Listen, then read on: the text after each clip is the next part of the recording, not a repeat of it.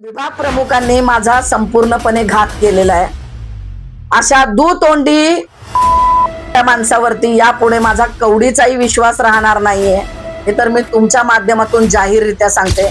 जर सुनील शिंदे साहेबांच्या भावाला तुम्ही आमच्या विभागामध्ये आणून आमच्या विभागामध्ये उमेदवारी देताय, तर ह्या विभागामध्ये एकही कार्यकर्ता जिवंत नाहीये का? सुनील शिंदेच्या भावाने इथे येऊन आमच्या विभागामध्ये गटारं साफ केली आहेत का बीएमसीच्या मार्फत? याच्या पूर्वी तरी मी तुमची थोडीफार इज्जत करत होती, पण इथून पुढे त्या इज्जतीचं आता काही सगळं तुम्ही त्याचं लोणचं करून टाकलेलं आहे त्या इज्जतीचं। यांच्यासारखं नाही, आज झाली दुपार आणि उद्या झाली सकाळ, झोपेतून उठा आणि मग चला पुढे। माझ्याकडे एवढ्या काही गोष्टी आहेत ना की जर मी मीडिया समोर माझं जर तोंड उघडलं ना तर तुम्हाला तोंड दाखवायला बाहेर जागा राहणार नाही। इथं फक्त झाकी आहे, अजून पिक्चर बाकी आहे। मी अजूनही सांगते, पण तुमच्या माहितीसाठी सांगते, मला खरंच आज वाईट वाटतंय।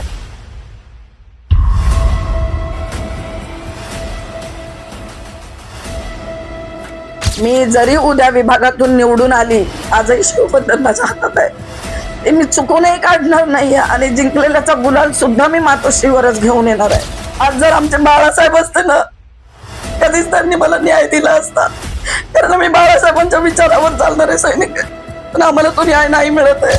माझे वाईट झाले ना, तुम्ही विजय बनगेंना विचारा की खरंच ती तुमची कार्यकर्ता काम करणारी आहे का? जर मी काम नसतं केलं तर आज मी पक्षाकडे कधीच न्याय मागितला नसता, पण आम्ही काम करून सुद्धा तुम्ही आम्हाला का डावलता? मला सांगा, सध्या जे घडतंय पण तरीही तुम्ही दुसऱ्या कोणत्या पक्षाचाही निर्णय आधार नाही घेतला, तुम्ही अपक्षच लढवला, यावर काय सांगा? मी मेली ना तरी पण मी त्या भगव्याखालीच मरणार आहे, हे अख्ख्या शिवसैनिकांना माहित आहे। मी इच्छुक आहे हे सांगून सुद्धा माझं नाव सुद्धा यांनी मातोश्रीपर्यंत जाऊ दिलं नाही। कशाला? का तर तुम्हाला एक सक्रिय कार्यकर्ता नकोय का?